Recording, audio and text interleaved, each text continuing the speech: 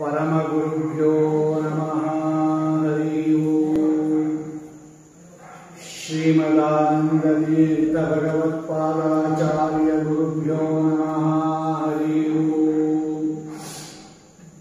श्रीमद्वायु हनुमद्भीममध्वान्तर्गतरामकृष्णवेदव्यासात्मक श्रीलक्ष्मी हयग्रीवाय नमः। हरि करोतु मम कल्याणं हरिः हयमुखाभिदः गुरुश्च मध्वनामा मे वरदोऽस्तु निरन्तरम्। आपादमौलिपर्यन्तं गुरूणाम् आकृतिं स्मरेत् तेन विघ्नाः प्रणश्यन्ति सिद्ध्यन्ति च मनोरथाः। मिथ्या सिद्धान्त दुर्ध्वान्त विध्वंसन विचक्षणः जयतीर्थाख्यतरणिः भासतां नो हृदम्बरे। दुर्वाध्वान्तरवये वैष्णवेन्दीवरेन्दवे श्रीराघवेन्द्र गुरवे नमो अत्यन्तदयालवे। हरि ओम। ಶ್ರೀಮಂಟಿಕಾಕೃತ್ಪಾದರ ಆರಾಧನಾ ಮಹೋತ್ಸವದ ಅಂಗವಾಗಿ ಕಳೆದ 5 ದಿವಸಗಳಿಂದ ಹರಿದಾಸರು ಕಂಡ ಜಯತೀರ್ಥರು ಅನ್ನತಕ್ಕಂತಹ ಶೀರ್ಷಿಕೆಯಲ್ಲಿ ಕೆಲವು ದಾಸರಾಯರು ಏನು ಸ್ತೋತ್ರ ಮಾಡಿದ್ದಾರೆ ಟೀಕಾಕೃತ್ಪಾದರನ್ನ ಅಂತಕ್ಕಂಥದ್ದನ್ನ ಯಥಾಮತಿ ಚಿಂತನೆ ಮಾಡಿದ್ದೇವೆ. ಇವತ್ತು ವರದೇಶ ವಿಠಲರು ಅನ್ನತಕ್ಕಂತಹ ಒಬ್ಬ ಮಹನೀಯ ದಾಸರು, ಅವರು ಕೂಡ ಜಯತೀರ್ಥರನ್ನ ಕೊಂಡಾಡಿದ್ದಾರೆ. ಆ ಮಹನೀಯರು ಏನಂತ ಕೊಂಡಾಡ್ತಾರೆ ಜಯತೀರ್ಥರನ್ನ? ಹರಿದಾಸರನ್ನ ಮೊದಲೇ ಹೇಳಿದ್ದೆ. ಹರಿದಾಸರು ಜಯತೀರ್ಥರನ್ನ ಕೊಂಡಾಡಿದ್ದಾರೆ ಅಂದರೆ, ನೀವು ಗ್ರಂಥ ರಚನೆ ಮಾಡಿದ್ದೀರಿ, ಶಾಸ್ತ್ರ ಚೆನ್ನಾಗಿ ಅವಲೋಕನ ಮಾಡಿದ್ದೀರಿ, ನಮಗೆಲ್ಲ ಅನುಗ್ರಹ ಮಾಡಿದ್ದೀರಿ, ನ್ಯಾಯಸುಧಾ ತತ್ವಪ್ರಕಾಶಾದಿ ಗ್ರಂಥವನ್ನು ರಚನೆ ಮಾಡಿದ್ದೀರಿ, ನಿಮ್ಮ ಗ್ರಂಥ ಹೀಗಿದೆ ಹೀಗಿದೆ ಅಂತಲೇ ವರ್ಣನೆ ಮಾಡಿರೋದು, ಬೇರೆ ಯಾವುದೂ ಅಲ್ಲ. ಹಾಗಾಗಿ ಜಯತೀರ್ಥರನ್ನ ನ್ಯಾಯಸುಧಾದಿ ಗ್ರಂಥಗಳನ್ನು ಹೇಳೋದು ಬಿಟ್ಟು ಹರಿದಾಸರು ಕಂಡ ಜಯತೀರ್ಥರು ಅಂತ ಯಾಕೆ ಹೇಳಿದ್ರಿ ಅಂದರೆ, ನಾವೇ ಜಯತೀರ್ಥರನ್ನ ಸುಧಾ ರಚನೆ ಮಾಡಿದವರು, ತತ್ವಪ್ರಕಾಶಕ ರಚನೆ ಮಾಡಿದವರು ಅಂತ ಕೊಂಡಾಡುವಾಗ ದಾಸರಾಯರು ಬೇರೆ ತರ ಕೊಂಡಾಡಕ್ಕೆ ಸಾಧ್ಯವೇ ಇಲ್ಲ. ಎಲ್ಲರೂ ಈ ಮಾತನ್ನ ಆಡಿದ್ದಾರೆ, ಸೇರಿಸಿದ್ದಾರೆ ಪಂಕ್ತಿಯನ್ನ. ಅಂತಹ ದಾಸರ ಪೈಕಿ ವರದೇಶ ವಿಠಲರು ಅಂತ ಒಬ್ಬ ಮಹನೀಯರು, ಅವರು ಒಂದು ಕೃತಿಯಲ್ಲಿ ಜಯತೀರ್ಥರನ್ನ ಹೆಂಗೆ ಕೊಂಡಾಡಿದ್ದಾರೆ ಅನ್ನೋದನ್ನು ಇವತ್ತು ನಮಗೆ ಉಳಿದಿರ್ತಕ್ಕಂತಹ ಸಮಯದಲ್ಲಿ ನಿರೂಪಣೆ ಮಾಡೋಣ. ಅವರು ಹೇಳುತ್ತಾರೆ ಮಹಾನುಭಾವರು, ಯತಿ ಕುಲ ಮುಕುಟ ಶ್ರೀ ಜಯತೀರ್ಥ ಸದ್ಗುಣ ಗಣ ಭರಿತ ಯತಿಕುಲ ಮುಕುಟ ಶ್ರೀ ಜಯ ತೀರ್ಥ ಸದ್ಗುಣಗಣ ಭರಿತ ಅತಿ ಸದ್ಭಕುತಿಲಿ ನುತಿಪ ಜನರ ಸಂತತ ಪಾಲಿಸುತ್ತಲಿ ಪೃಥಿವಿಲಿ ಮೆರೆವ ಯತಿಕುಲ ಮುಕುಟ ಶ್ರೀ ಜಯ ತೀರ್ಥ ಸದ್ಗುಣಗಣ ಭರಿತ. ಒಂದು ಪಲ್ಲವಿ ಒಂದು ಅನುಪಲ್ಲವಿ ನಾವು ಪ್ರತಿದಿನ ನೋಡ್ಕೊಂಡು ಬಂದಿದ್ದೀವಿ. ಹೀಗೆ ದೇವ್ರ ನಾಮಗಳ ಅರ್ಥ ಮಾಡಬೇಕಾದ್ರೆ ಆ ದೇವ್ರ ನಾಮಗಳನ್ನು ಮತ್ತು ಬಿಡಿಸ್ಕೋಬೇಕು. ದೇವ್ರ ನಾಮದಲ್ಲಿ ಪಲ್ಲವಿ ಅನುಪಲ್ಲವಿ ನುಡಿ ಅಂಕಿತ ಇರುತ್ತೆ. ಪಲ್ಲವಿಯಲ್ಲಿ ಪ್ರತಿಜ್ಞೆ, ಅನುಪಲ್ಲವಿಯಲ್ಲಿ ಅದಕ್ಕೆ ಪೋಷಕ ಸಾಮಗ್ರಿಗಳು, ನುಡಿಯಲ್ಲಿ ಅದರ ವಿಸ್ತರಣೆ, ಅಂಕಿತದಲ್ಲಿ ಅದರ ಭಗವತ್ ಸಮರ್ಪಣೆ ಇಷ್ಟಿರುತ್ತೆ. ಯತಿಕುಲ ಮುಕುಟ ಶ್ರೀ ಜಯ ತೀರ್ಥ ಸದ್ಗುಣಗಣ ಭರಿತ. ಯತಿಕುಲ ಅಂದರೆ ಸನ್ಯಾಸಿ ಕುಲ. ಆ ಕುಲಕ್ಕೆ ಮುಕುಟ, ಕಿರೀಟದಂತೆ ಇರ್ತಕ್ಕಂಥವರು, ಕಿರೀಟಪ್ರಾಯ. ಕಿರೀಟ ನೋಡಿ ಮೇಲೆ ಹಾಕೊಳ್ತೀವಿ, ತಲೆ ಮೇಲೆ ಇರುತ್ತೆ, ಅದು ಎತ್ತರದಲ್ಲಿರುತ್ತೆ ಅಂತ ಅರ್ಥ, ಉನ್ನತ ಮಟ್ಟದಲ್ಲಿರೋರು ಅಂತ. ಯತಿ ಪರಂಪರೆಯಲ್ಲಿ ಉನ್ನತ ಸ್ಥಾನದಲ್ಲಿ ಇರತಕ್ಕಂತಹ ಯತಿಕುಲ ಮುಕುಟ ಶ್ರೀ ಜಯತೀರ್ಥ. ಯಾಕೆ? ಸದ್ಗುಣಗಣ ಭರಿತ. ಅನೇಕ ದಿನಗಳಿಂದ ನಾವು ನೋಡ್ಕೊಂಡಿದ್ದೀವಿ, ಎಲ್ಲ ದಾಸರಾಗಿರೋದನ್ನ ಪ್ರಯೋಗ ಮಾಡಿದ್ರು. ಸದ್ಗುಣಗಣ ಭರಿತ. ಸದ್ಗುಣಗಳು ಅಂದರೆ ದೋಷ ಇಲ್ಲದೆ ಇರತಕ್ಕಂತಹ ಕಲ್ಯಾಣ ಗುಣಗಳು, ಜ್ಞಾನಭಕ್ತಿ ವೈರಾಗ್ಯಾದಿಗಳು. ಇದರ ಗಣ ಅಂದರೆ ಗುಂಪು, ಅದರಿಂದ ಭರಿತ ತುಂಬಿದವರು. ಏನೇನೋ ಒಬ್ಬ ಸಾಧಕನಿಗೆ ಗುಣಗಳಿರಬೇಕು, ಎಲ್ಲ ಗುಣಗಳಿಂದ ಭರಿತ ತುಂಬಿರ್ತಕ್ಕಂಥವರು ಅಲ್ಪ ಸ್ವಲ್ಪ ಅಲ್ಲ, ಭರಿತ ಅಂದರೆ ತುಂಬಿರೋರು ಅಂತ. ಯತಿಗಳು ಅಂದರೆ ಯಾರು? ಯತಿ ಪ್ರಯತ್ನೆ. ಅವ್ರಿಗೆಲ್ಲ ಯತಿಗಳು ಅಂತ ಯಾಕೆ ಕರೀತಾರೆ? ಮುನಿಗಳು ಅಂತ ಯಾಕೆ ಕರೀತಾರೆ? ತೀರ್ಥರು ಅಂತ ಯಾಕೆ ಕರೀತಾರೆ? ಸುಮ್ಮನೆ ಎಲ್ಲರಿಗೂ ತೀರ್ಥ ಅಂತ ಹಂಗೆಲ್ಲ ಕರೆಯೋಂಗಿಲ್ಲ. ನಮ್ಮ ಪಾಪಗಳನ್ನೆಲ್ಲ ಪರಿಹಾರ ಮಾಡೋದರಿಂದ ಅವರು ತೀರ್ಥರು. ತೀರ್ಯತೆ, ಪಾಪಗಳನ್ನೆಲ್ಲ ನಾಶ ಮಾಡೋದ್ರಿಂದ ಅದು ತೀರ್ಥ. ನಾವು ತಗೊಳ್ಳೋ ತೀರ್ಥಕ್ಕೂ ಅದಕ್ಕೆ ಹೆಸರು ತೀರ್ಥ ಅಂತ ಯಾಕೆ ಕರೀತಾರೆ? ಅದನ್ನು ಪ್ರಾಶನ ಮಾಡೋದ್ರಿಂದ ನಮ್ಮ ಪಾಪಗಳೆಲ್ಲ ಪರಿಹಾರ ಆಗುತ್ತೆ. ನಮ್ಮ ಪಾಪಗಳನ್ನೆಲ್ಲ ಪರಿಹಾರ ಮಾಡೋದ್ರಿಂದ ಅದು ತೀರ್ಥ. ದಾಟೋದು ಅಂತ ತೀರ್ಥ, ದಾಟೋದು ಅಂತ ಸಂಸ್ಕೃತದಲ್ಲಿ. ನಮ್ಮ ಪಾಪಗಳನ್ನೆಲ್ಲ ದಾಟಿಸಿಬಿಡುತ್ತೆ ಅದು, ಆದ್ದರಿಂದ ಅದು ತೀರ್ಥ. ಗಂಗಾದಿ ತೀರ್ಥಗಳು, ಅದನ್ನು ತೀರ್ಥ ಅಂತ ಕರೀತಾರೆ. ಅದರಲ್ಲಿ ಸ್ನಾನ ಮಾಡೋದ್ರಿಂದ, ನೋಡೋದ್ರಿಂದ, ಕುಡಿಯೋದ್ರಿಂದ, ಸ್ತೋತ್ರ ಮಾಡೋದ್ರಿಂದ, ಅವು ಕೂಡ ನಮ್ಮ ಪಾಪಗಳನ್ನು ಪರಿಹಾರ ಮಾಡೋದ್ರಿಂದ ಅವುಗಳು ತೀರ್ಥಗಳು. ಈ ಸನ್ಯಾಸಿಗಳು ಕೂಡ ತನ್ನ ದರ್ಶನದಿಂದ ಜನರ ಪಾಪಗಳನ್ನು ನಾಶ ಮಾಡೋದ್ರಿಂದ ಅವರು ಎಲ್ಲ ತೀರ್ಥರು. ಅದಕ್ಕೆ ಎಲ್ಲ ಸ್ವಾಮಿಗಳ ಹಿಂದೆ ತೀರ್ಥರು ಅಂತ ಇರುತ್ತೆ. ಅವರ ದರ್ಶನ ಮಾಡಿದರೆ ಪಾಪ ಪರಿಹಾರ. ಇನ್ನು ಅವರ ಪೂಜೆ, ಪಾದಪೂಜೆ ಅಥವಾ ಭಿಕ್ಷಾ ಅಥವಾ ದೇವರ ಪೂಜಾ ನೋಡೋದು, ಪ್ರವಚನ ಕೇಳೋದು, ಸೇವಾದಿಗಳನ್ನು ಮಾಡೋದು, ಇದೆಲ್ಲದರಿಂದ ನಮ್ಮ ಪಾಪಗಳು ಪರಿಹಾರ ಆಗುತ್ತೆ. ಸನ್ಯಾಸಿಗಳ ಸೇವೆಯನ್ನು ಮಾಡಿ ಹೇಗೆ ಪಾಪ ಕಳ್ಕೊಂಡ್ರು ನಾರದರು ಅನ್ನೋದನ್ನು ನಾವು ಭಾಗವತದಲ್ಲಿ ನೋಡ್ತೀವಿ.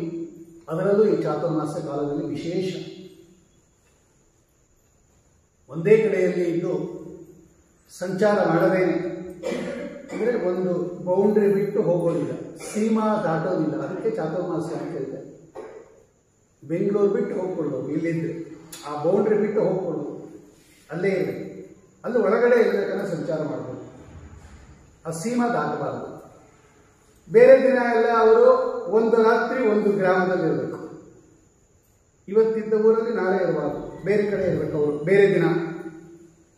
ಚಾತುರ್ಮಾಸ್ಯದಲ್ಲಿ ಒಂದೇ ಕಡೆ ಇರಬೇಕು. ಇದಕ್ಕೆ ಚಾತುರ್ಮಾಸ್ಯ ವ್ರತ ಅಂತಾರೆ ಸನ್ಯಾಸಿಗಳಿಗೆ. ಈ ಸಂದರ್ಭದಲ್ಲಿ ಯತಿಗಳು ಆ ಗ್ರಾಮದಲ್ಲಿ ಇರ್ತಕ್ಕಂತಹ ಜನರನ್ನ ಪಾಠ ಪ್ರವಚನಗಳಿಂದ, ತೀರ್ಥವನ್ನು ಕೊಡೋದರಿಂದ, ಪೂಜಾವನ್ನು ದರ್ಶನ ಮಾಡೋದರಿಂದ, ಭಗವಂತನ ಮಹಿಮೆಗಳನ್ನು ಪ್ರತಿಪಾದನೆ ಮಾಡೋದರಿಂದ, ಮುದ್ರಾಧಾರಣೆಯನ್ನು ಮಾಡೋದರಿಂದ, ಮಂತ್ರಾಕ್ಷತೆಯನ್ನು ಕೊಡೋದರಿಂದ ಪಾಪಗಳನ್ನು ಪರಿಹಾರ ಮಾಡುತ್ತಾರೆ. ಆದ್ದರಿಂದ ಅವರಿಗೆಲ್ಲ ತೀರ್ಥರು ಅಂತ ಕರೀತಾರೆ.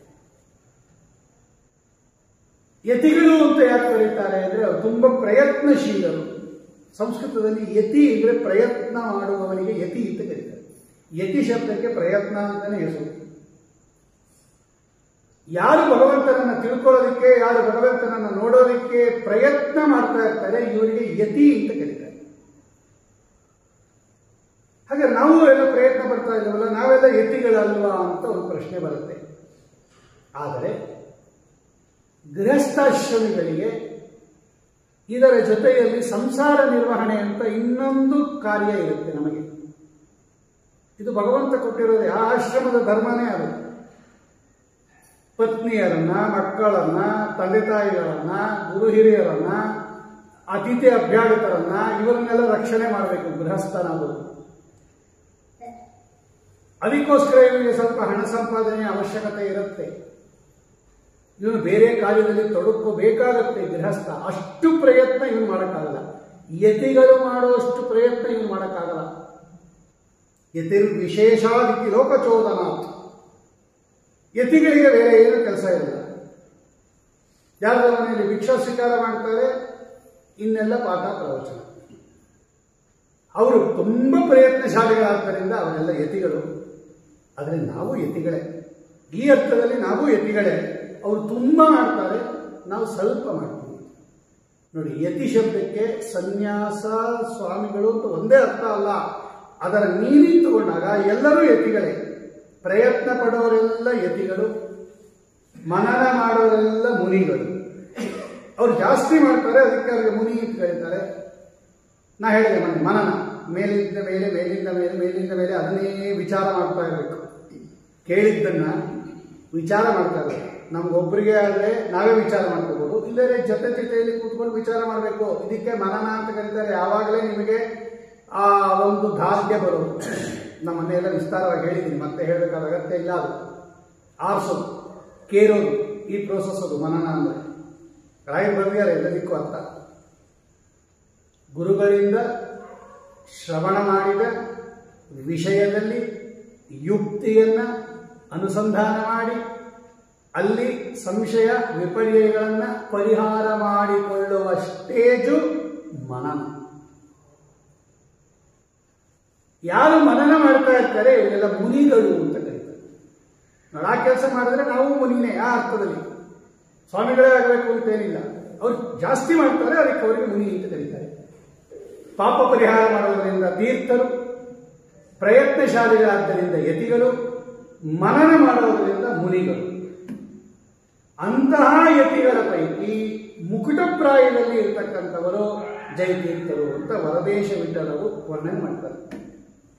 ಯತಿ ಕುಲ ಮುಕುಟ ಶ್ರೀ ಜಯ ತೀರ್ಥ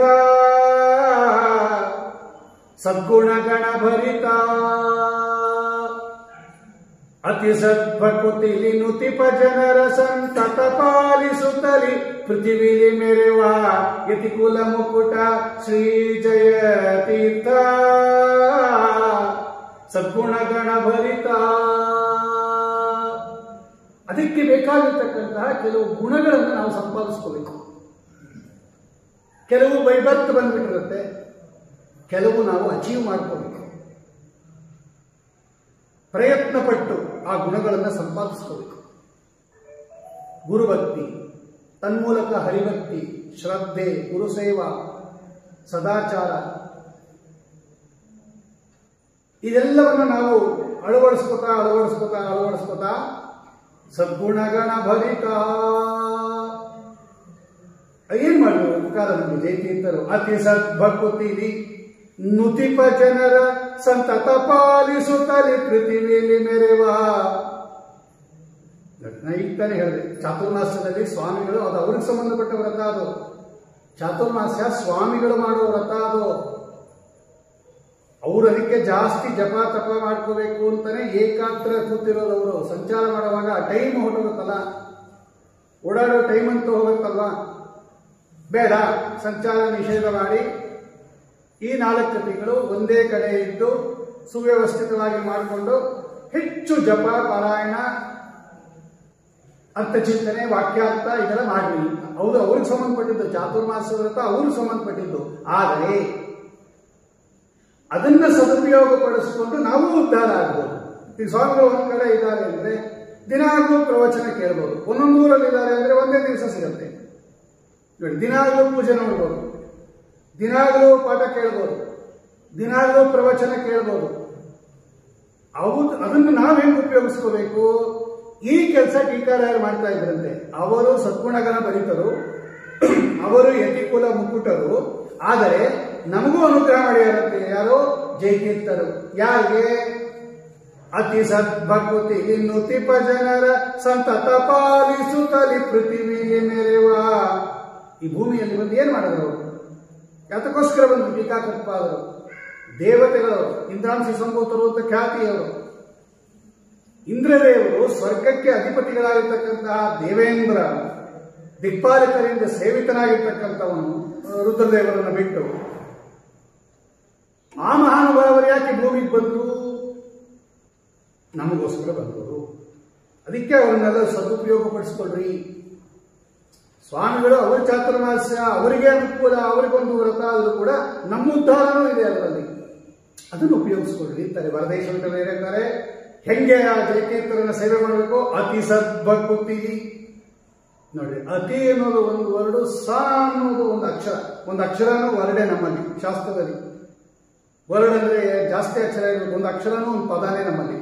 ಅತಿ ಸದ್ಭಕುತಿ, ಬರೀ ಬಕುತಿ ಅಲ್ಲ, ಸದ್ಭಕುತಿ ಅದು, ಸದ್ಭಕುತಿ. ಅತಿ ಸದ್ಭಕುತಿ ಅಂದ್ರೆ ಅತ್ಯಂತ ಭಕ್ತಿಯಿಂದ ಅವರ ಮಹಿಮೆಯನ್ನು ತಿಳ್ಕೊಂಡು ಅವರಲ್ಲಿ ನಾವು ನಿನ್ನೆ ಹೇಳಿದಂಗೆ ಶ್ರವಣ ಮನನಾದಿ ಸೇವಾಗಳನ್ನ ಅಥವಾ ಪ್ರದಕ್ಷಿಣ ನಮಸ್ಕಾರಾದಿಗಳನ್ನ ಅಥವಾ ಸ್ತೋತ್ರವನ್ನ ಮಾಡಿದರೆ ಏನಾಗುತ್ತದು? ಅತಿ ಸದ್ಭಕುತಿ ನುತಿಪ. ನುತಿಪ ಅಂದ್ರೆ ನಮಸ್ಕಾರ ಮಾಡಿದವರಿಗೆ, ನುತಿ ಅಂದ್ರೆ ನಮಸ್ಕಾರ, ಸ್ತುತಿ ಅಂದ್ರೆ ಸ್ತೋತ್ರ. ಅತಿ ಸದ್ಭಕುತಿ ನುತಿಪ ಜನರ ಸಂತತ ಪಾಲಿಸುತ್ತಲಿ ಪೃಥ್ವಿಲಿ ಮೆರೆವ ಯತಿ ಕುಲ ಮುಕುಟ ಶ್ರೀ ಜಯ ತೀರ್ಥ ಸದ್ಗುಣಗಣ ಭರಿತ. ರಕ್ಷಣೆ ಮಾಡ್ತಾ ಇದ್ದಾರೆ.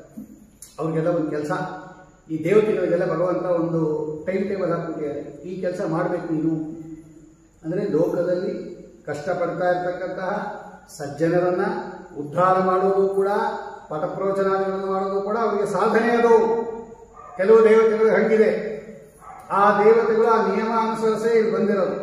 ನೋಡಿ, ಕೆಲವರು ಗ್ರಂಥ ಬರೆದಿದ್ದಾರೆ, ಕೆಲವರು ಗ್ರಂಥ ಬರೀಲೇ ಇಲ್ಲ, ಕೆಲವರು ಪಾಠ ಪ್ರವಚನ ಮಾಡಿದ್ದಾರೆ, ಕೆಲವರು ಬರೀ ಮಹಿಮೆಯನ್ನು ತೋರಿಸಿದ್ದಾರೆ. ಅವರಿಗೆ ಭಗವಂತ ಹೆಂಗೆ ಆದೇಶ ಮಾಡಿರ್ತಾನೆ ಹಂಗೆ ಮಾಡ್ಬಿಟ್ಟು ಹೋಗ್ತಾರೆ. ಕೆಲವರು ಜಾಸ್ತಿ ಗ್ರಂಥ ಬರೀತಾರೆ, ಕೆಲವರು ಕಡಿಮೆ ಗ್ರಂಥ ಬರೀತಾರೆ. ವ್ಯಾಸರಾಜರು ಗುರುಗಳು, ವಿಜಯೇಂದ್ರರು ಶಿಷ್ಯರು.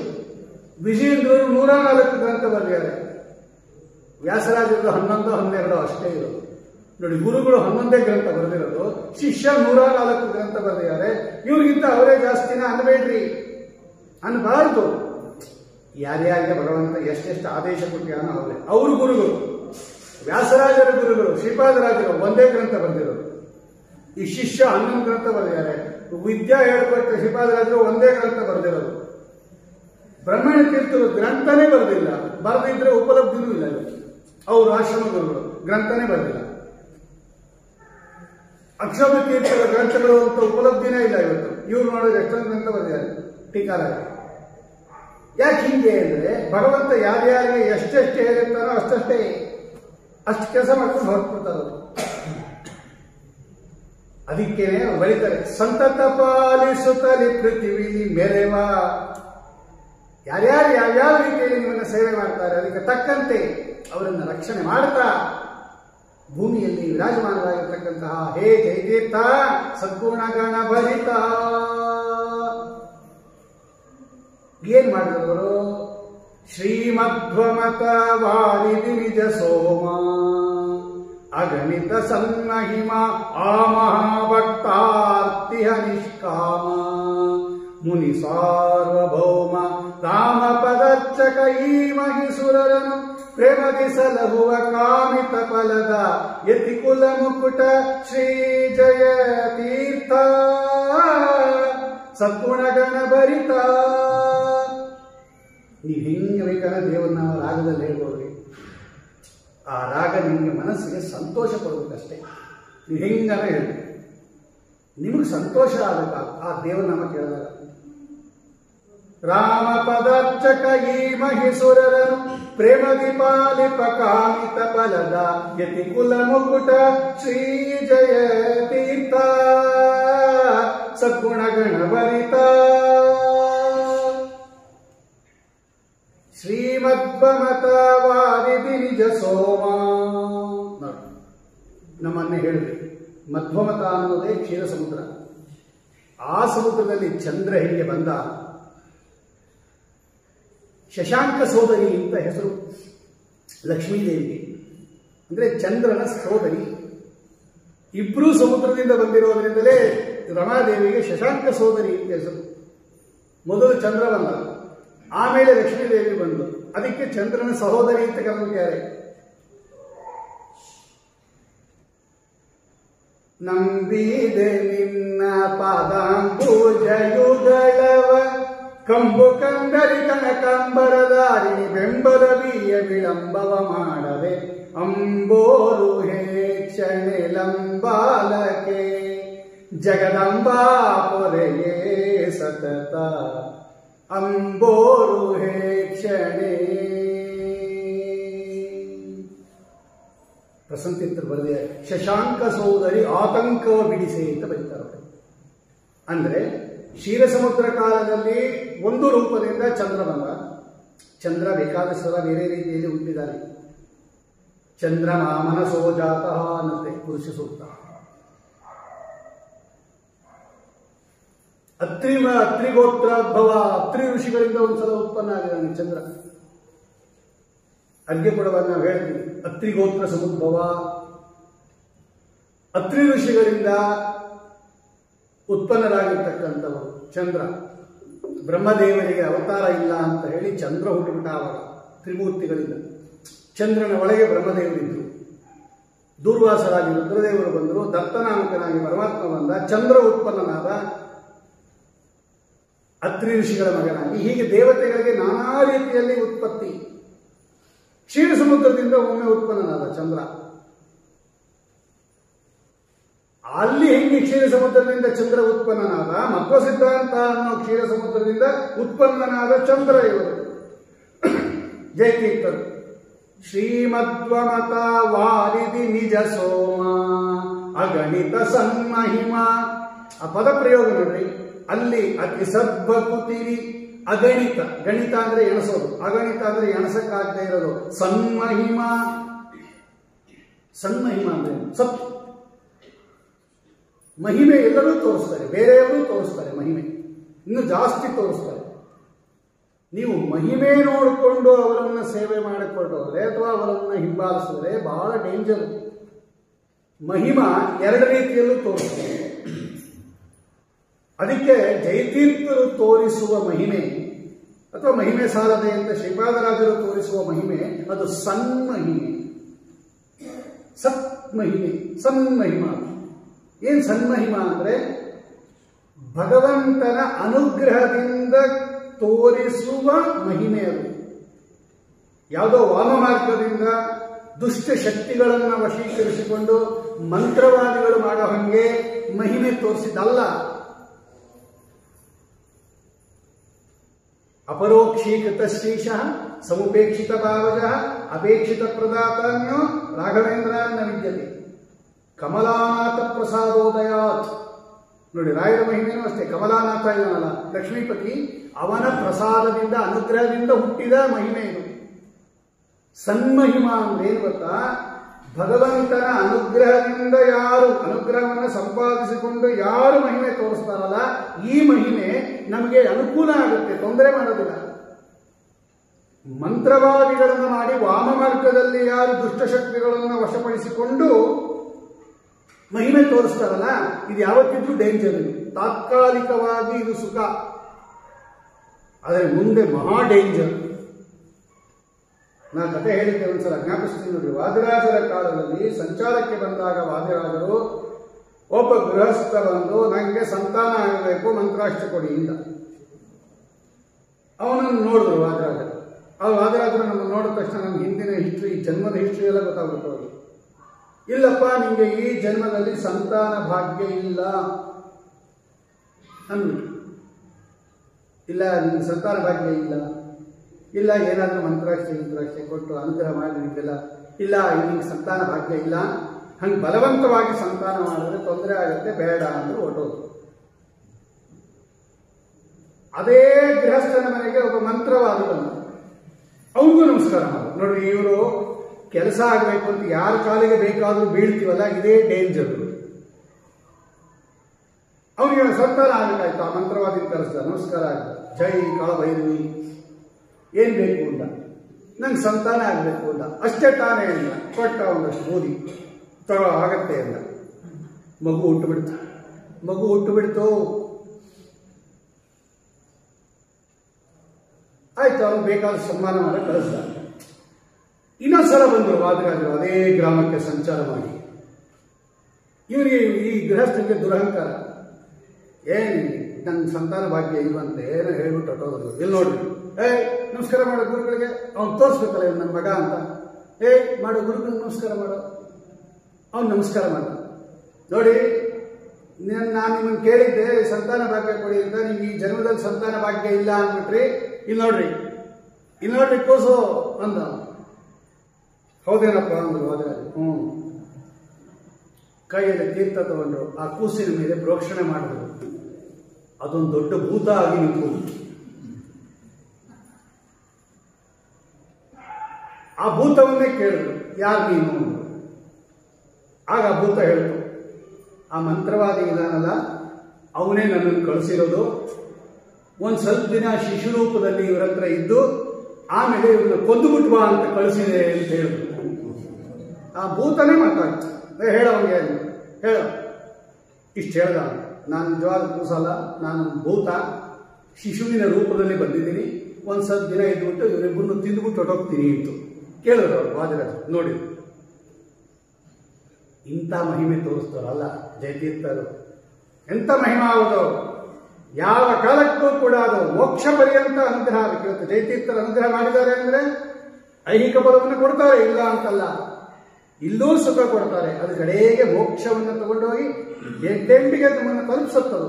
ಎಲ್ಲೂ ತೊಂದರೆ ಮಾಡಲ್ಲ, ಸೈಡ್ ಎಫೆಕ್ಟ್ಸ್ ಇಲ್ಲ.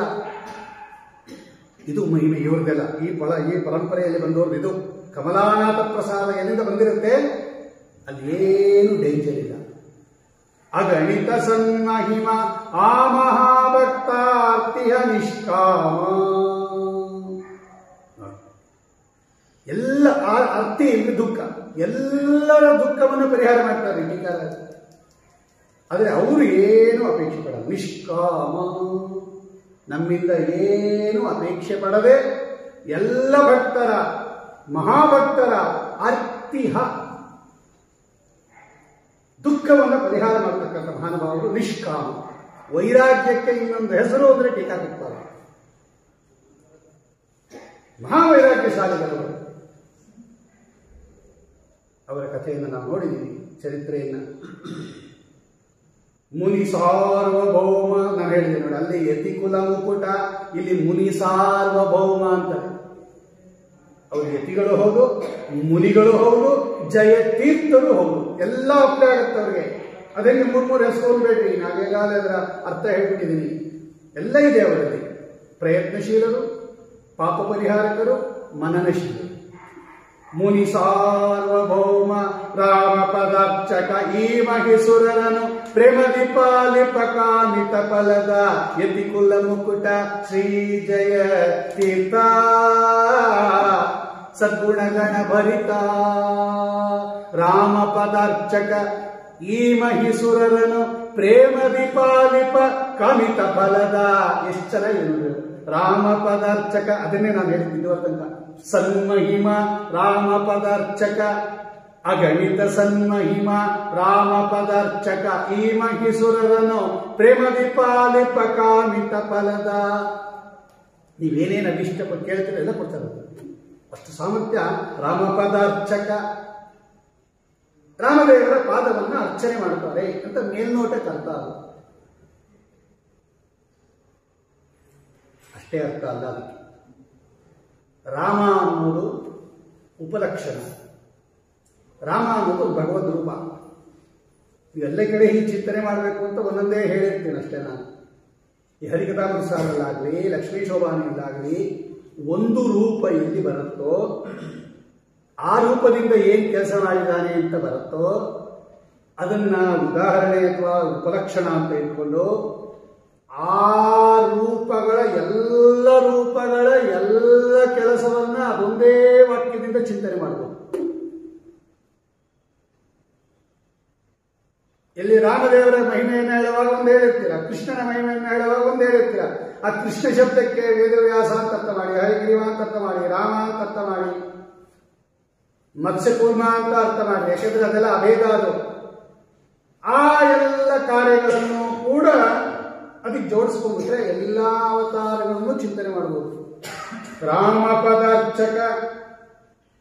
ಈಗ ರಾಮ ಶಬ್ದಕ್ಕೆ ಏನು ಗೊತ್ತಾ? ಲೋಕರಮಣತ್ವಾತ್ ರಾಮ. ಆಚಾರ್ಯ ಬಂದ್ಬಿಟ್ರು, ಸಜ್ಜನರನ್ನ ಸಂತೋಷ ಪಡಿಸೋದ್ರಿಂದ ಅವರಿಗೆ ರಾಮ ಅಂತ ಹೆಸರು. ಸಜ್ಜನರನ್ನ ಸಂತೋಷಪಡಿಸಿದ ಅವತಾರ ಯಾವುದು ಅಂದ್ರೆ ವೇದವ್ಯಾಸ ದೇವರ ಅವತಾರ.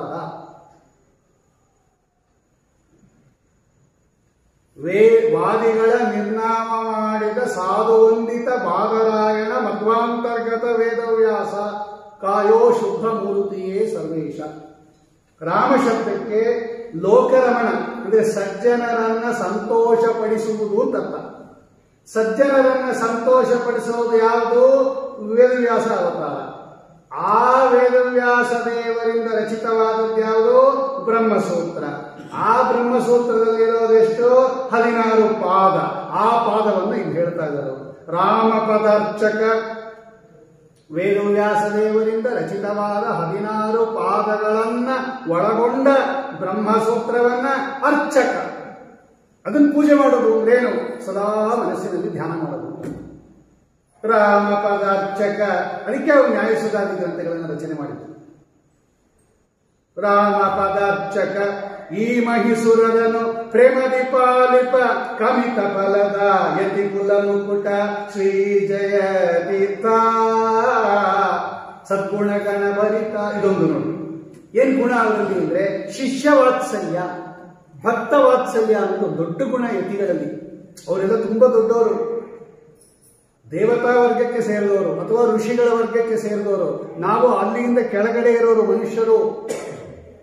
ಆದರೂ ಕೂಡ ಅಷ್ಟು ಮೇಲೆ ಇದ್ದವರು ಕೂಡ ನಮ್ಮ ಭೂಮಿಗೆ ಬಂದು, ನಮ್ಮ ದೇಶಕ್ಕೆ ಬಂದು, ನಮ್ಮ ಕಣ್ಣಿಗೆ ಕಾಣಿಸಿಕೊಂಡು ಆಗಿರ್ತಕ್ಕಂಥವರಿಗೆ ಉಪದೇಶ ಮಾಡಿರೋದಿದೆಯಲ್ಲ, ಇದು ದೊಡ್ಡ ಕಾರುಣ್ಯ. ವಾದರಾಜರು ಬರೀತಾರೆ, ಹೈ ಪೋಸ್ಟಲ್ಲಿರೋರು ಕೆಳಗಡೆ ಬಂದು ಸಾಮಾನ್ಯ ಜನರ ಜೊತೆ ಬೆರಿಬೇಕಾದ್ರೆ ತುಂಬಾ ಕರುಣೆ ಇರಬೇಕು. ಗಂಗಾ ನದಿಯನ್ನು ವರ್ಣನೆ ಮಾಡುವಾಗ ತೀರ್ಥ ಪ್ರಬಂಧದಲ್ಲಿ ವಾದರಾಜರು ಈ ಟೆಕ್ನಿಕ್ ಉಪಯೋಗಿಸ್ತಾರೆ. ನಮಗೆ ಟೆಕ್ನಿಕ್ ಮುಖ್ಯ. ಅಲ್ಲಿ ಏನು ವಾದರಾಜರು ಟೆಕ್ನಿಕ್ ಉಪಯೋಗಿಸ್ತಾರೆ ಅದು ಎಲ್ಲ ಕಡೆ ಅಪ್ಲೈ ಆಗುತ್ತೆ. ಟೆಕ್ನಿಕ್ ಹೇಳ್ಕೊಟ್ಬಿಟ್ರೆ ಸಾಕು, ಎಲ್ಲ ಕಡೆ ಅಪ್ಲೈ ಮಾಡಿಬಿಡ್ತೀರ ನೀವು. ಎಲ್ಲಿ ಇದ್ದಿದ್ದದು? ಗಂಗಾ ನದಿ ಇದ್ದಿದ್ದು ಎಲ್ಲಿ? ಭಗವಂತನ ಪಾದದ ಆಶ್ರಯ ಪಡೆದವಳು, ಅಲ್ಲಿಂದಲೇ ಉತ್ಪತ್ತಿಯಾಗಿದ್ದದು. ಹರಿಪಾದೋದಕ ಅದು. ಭಗವಂತನ ಪಾದವನ್ನ ಹಿಡಿದವರು ಬರೋದೇ ಇಲ್ಲ ಬೇರೆ ಕಡೆ. ಅಂಥದ್ರಲ್ಲಿ ಭಗವಂತನ ಪಾದದ ಸಂಪರ್ಕ ಇರ್ತಕ್ಕಂಥ ಗಂಗಾದೇವಿ ಅಲ್ಲಿಂದ ಹರಿದು ಬಂದಿದ್ದಾಳೆ ಇಲ್ಲಿ ನಮಗೋಸ್ಕರ. ಒಳ್ಳೆ ಪೋಸ್ಟಲ್ಲಿ ಇರೋರು ಕೆಳಗಿಳಿದು ಬಿಡಿ, ಇದ್ರೆ ಇಲ್ಲ ಅಂತ. ಒಳ್ಳೆ ಜಾಗದಲ್ಲಿ ಕೆಲಸ ಸಿಕ್ಕಿದೆ, ಬಿಡ್ತೀರಾ ನೀವು? ಕಡಿಮೆ ಸಂಬಳದವ್ರು ಬೇಕಾದ್ರೆ ಮೇಲಿನ ಸಂಬಳಕ್ಕೆ ಹೋಗ್ತಾರೆ, ಇನ್ನು ಸ್ವಲ್ಪ ಜಾಸ್ತಿ ಕೊಡ್ತೀವಿ ಅಂದ್ರೆ. ಒಳ್ಳೆ ಸಂಬಳ ಕೊಡೋರಿಗೆ ಸ್ವಲ್ಪ ಕಡಿಮೆ ಸಂಬಳ ಕೊಡ್ತೀವಿ, ಬರ್ತೀರಾ ಅಂದ್ರೆ ಬರ್ತಾರ? ಯಾಕೆ? ನಮಗೆ ಕರುಣೆ ಬಿರುಣೆ ಏನಿಲ್ಲ, ನಮ್ಗೆ ದುಡ್ಡು ಬೇಕು. ಅವರೆಲ್ಲ ಹಂಗಲ್ಲ ನೋಡಿ. ಭಗವಂತನ ಪಾದ ಸಿಕ್ಕಿದ್ರೆ ಸಾಕು, ನಾವೆಲ್ಲ ಕಾಯ್ತಾ ಇರ್ತೀವಿ. ಭಗವಂತನ ಪಾದ ತಾಕ್ತಾ ಇರುವ ಹೆಣ್ಣುಮಗಳವರು. ಭಗವಂತನ ಪಾದೋದಕ ತಾನೆ ಗಂಗಾ. ಭಗವಂತನ ಪಾದವನ್ನು ನಿತ್ಯ ಸ್ಪರ್ಶ ಮಾಡ್ತಾ ಇರ್ತಕ್ಕಂಥ ಮಹಾನುಭಾವಗಳು ಈ ಭೂಮಿಗೆ ಬಂದಿದ್ದಾರೆ. ವಾದರಾಜ ಹೇಳ್ತಾರೆ, ಏನ್ ಕಾರುಣ್ಯ ತಾಯಿ, ನಮ್ಮ ಮೇಲೆ ಎಷ್ಟು ಕರುಣೆ ನಿಮಗೆ. ಹಂಗೆ ಈ ಮಹಿಸುರರನು ಪ್ರೇಮದಿ ಪಾಲಿಪ ಕಮಿತ ಫಲದ ಯತಿ ಕುಲ ಮುಕುಟ. ಯಾವ ದೇವ್ರ ನಾಮ ತಗೊಳ್ವಿ, ಒಂದು 5 ನಿಮಿಷದಲ್ಲಿ ಹೇಳಿ ಮುಗಿಸ್ಬಿಡ್ಬೋದು. ಈ ದೇವ್ರ ನಾಮ ಓಂ ಸ್ವಸ್ತೆ ಏನ್ಬಿಡೋದು. ಅದನ್ನು ವಿಶ್ಲೇಷಣೆ ಮಾಡಿದ್ರೆ ಒಂದು ವಾರ ಇದೇ ದೇವ್ರ ನಾಮ ಹೇಳ್ತೀನಿ, ಬೇಕಾದ್ರೆ ಕೇಳಿ. ಇದೇ ಹೇಳ್ತೀನಿ, ಬೇರೆ ಬೇರೆ ಅರ್ಥ ಹೇಳ್ತೀನಿ, ದಿನಾಲು ಬೇರೆ ಬೇರೆ ಅರ್ಥ ಹೇಳ್ತೀನಿ. ಇದೊಂದೇ ದೇವ್ರ ನಾಮ, ಒಂದೊಂದು ದಿವಸ ಒಂದೊಂದಪ್ಪ. ಈಗ 7 ದಿವಸ 7 ದೇವ್ರ ನಾಮ ಹೇಳಿದ್ವಿ, ಇನ್ನೊಂದ್ಸಲ ಒಂದೇ ದೇವ್ರ ನಾಮ 7 ದಿವಸ ಅದೇ ದೇವ್ರ ನಾಮ ಹೇಳ, ಬೇರೆ ಬೇರೆ ಅರ್ಥ ಹೇಳ್ತೀನಿ. ಅಲ್ಲಿರೋ ಶಬ್ದ ಏನು ಹೈಲೈಟ್ ಮಾಡುತ್ತೆ ಅಂತ. ಅಂದ್ರೆ ನಾನು ಹೇಳ್ತೀನಿ ಅಂತ ನನ್ನ ಪಾಂಡಿತ್ಯ ಅಲ್ಲ, ಅದ್ರಲ್ಲಿ ಎಷ್ಟಿದೆ ಸ್ಟಫ್, ಅದರಲ್ಲಿ ಎಷ್ಟಿದೆ ವಿಷಯ, ಒಂದೊಂದು ಶಬ್ದ. ಹಿಂಗೆ ಯಾರು ಚಿಂತನೆ ಮಾಡ್ತಾರಲ್ಲ, ಅತಿ ಸದ್ಭಕುತಿಲಿ, ಇವ್ರಿಗೆ ಜಾಸ್ತಿ ಭಕ್ತಿ ಬರೋದು. ಅತಿ ಸದ್ಭಕುತಿಲಿ ಸತತ ಜನರ, ಅತಿ ಸದ್ಭಕುತಿಲಿ ನುತಿಪ ಜನರ ಸಂತತ ಪಾಲಿಸುತ್ತಲಿ ಪೃಥ್ವಿಲಿ ಮೆರೆವ ರಾಮಪದಾರ್ಚಕ ಈ ಮಹಿಸುರರನು ಪ್ರೇಮದಿ ಪಾಲಿಪ ಕಾಮಿತ ಫಲದ ಯತಿ ಕುಲ ಮಕುಟ. ಕಾಮಿತ ಫಲ ದ ಅದನ್ನು ಕೊಡ್ತಾರ. ಕಾಮಿತ ಏನು ಅಪೇಕ್ಷೆ ಪಟ್ಟಿದೆಯೋ ಫಲ ಅದನ್ನ ದದ ಕೊಡುವವರು. ಏನ್ ಬೇಕಾದ್ರೆ ಕೇಳಿದ್ರು ಜೈತೀರ್ಥರ ಹತ್ರ. ಆದರೆ ಅವರು ತುಂಬಾ ಸಂತೋಷದಿಂದ ಕೊಡ್ತಾರಂತೆ. ಜ್ಞಾನ ಕೊಡ್ರಿ, ಭಕ್ತಿ ಕೊಡ್ರಿ, ನಿಮ್ಮಂತೆ ವೈರಾಗ್ಯ ಕೊಡ್ರಿ, ಗ್ರಂಥ ಓದೋ ಶಕ್ತಿ ಕೊಡ್ರಿ, ಹರಿಯ ಆಚಾರ್ಯರ ಗ್ರಂಥಗಳಲ್ಲಿ ಆಸಕ್ತಿ ಕೊಡ್ರಿ. ನೀವ್ ಹೆಂಗೆ ಆಸಕ್ತರೋ ನಮಗೂ ಕೊಡ್ರಿ ಅಂದ್ರೆ ಬಹಳ ಬೇಗ ಕೊಟ್ಬಿಡ್ತಾರಂತ ಅವರು. ನಿಮ್ಮ ಹತ್ರ ಇರೋ ಪದಾರ್ಥ ಕೇಳಿದ್ರೆ ಬೇಗ ಕೊಟ್ಬಿಡ್ತೀರಾ. ನೀವೇ ಅಂಗಡಿಯಿಂದ ತಗೊಂಡ್ಬರ್ಬೇಕು ಅಂತ ಪದಾರ್ಥ ಕೇಳಿದ್ರೆ ಇಲ್ಲ ಅಂದ್ಬಿಡ್ತೀರಾ, ಅಥವಾ ಯಾವಾಗ ತಂದು ಕೊಡ್ತೀರಿ ಅಂತೀರಾ. ನೋಡಿ, ಇರೋ ತಕ್ಷಣ ಕೇಳಿದ್ರೆ ಕೊಟ್ಬಿಡ್ತಾರೆ. ಯಾರ ಹತ್ರ ಯಾವ್ದು ಇರುತ್ತೋ ಅದನ್ನ ಬೇಗ ಕೇಳಬೇಕು. ಆಚಾರ್ಯ ಇರ್ತಾರೆ, ಮಡ್ಪಂಚೆ ಕೊಡ್ತೀರಾ ಅಂದ್ರೆ ತಕ್ಷಣ ಕೊಟ್ಬಿಡ್ತಾರೆ. ಒಂದೊಂದು ಬೀರು ತೆಗಿತಾರೆ, ಕೊಟ್ಬಿಡ್ತಾರೆ. ನಂಗೆ ಸೂಟ್ ಬೇಕು ಅಂತ ಆಚಾರ್ಯ ಕೇಳಿದ್ರೆ ಅವ್ರು ಎಲ್ಲಿಂದ ತಂದು ಕೊಡ್ತಾರೆ? ಅವ್ರು ಹಾಕ್ಕೊತಾರ, ಅವ್ರು ಇಟ್ಕೊಂಡಿರ್ತಾರ. ನೋಡಿ, ಯಾರ ಹತ್ರ ಏನ್ ಕೇಳಬೇಕು ಅನ್ನೋದು ಒಂದು ಜಾಣ್ಮೆ ಅದು. ಸಫಾರಿ ಡ್ರೆಸ್ ಇದೆ ಆಚಾರ್ಯ ನಿಮ್ಮ ಹತ್ರ ಅಂದ್ರೆ ಅವ್ರನ್ನ ಕೇಳೋದು ಹೋಗೋದನ್ನ ನೋಡಿ. ಯತಿಗಳ ಹತ್ರ ನಾವು ಬೇರೆ ಕೇಳಿದ್ರೆ ಹಿಂಗೆ ಕೇಳಿದಂಗೆ ಆಗ್ತದೆ. ಏನೋ ಬೇಜಾರು ಮಾಡ್ಕೊಂಡು ಕೊಡ್ತಾರೆ, ಏನ್ ಇದು ಕೇಳ್ತಾರೆ ನನ್ನ ಹತ್ರ ಬಂದು, ಅದೇ ಸಂತೋಷದಿಂದ ಕೊಡ್ತಾರ. ಯಾರನ್ನ ಏನ್ ಕೇಳಬೇಕು, ಯಾರ ಹತ್ರ ಏನ್ ಪ್ರಶ್ನೆ ಮಾಡಬೇಕು ಅನ್ನೋದು ಒಂದು ದೊಡ್ಡ ಕಲೆ ಅದು. ಹಂಗೆ ಕೇಳಬೇಕು, ಹಂಗೆ ಪ್ರಶ್ನೆ ಮಾಡಬೇಕು.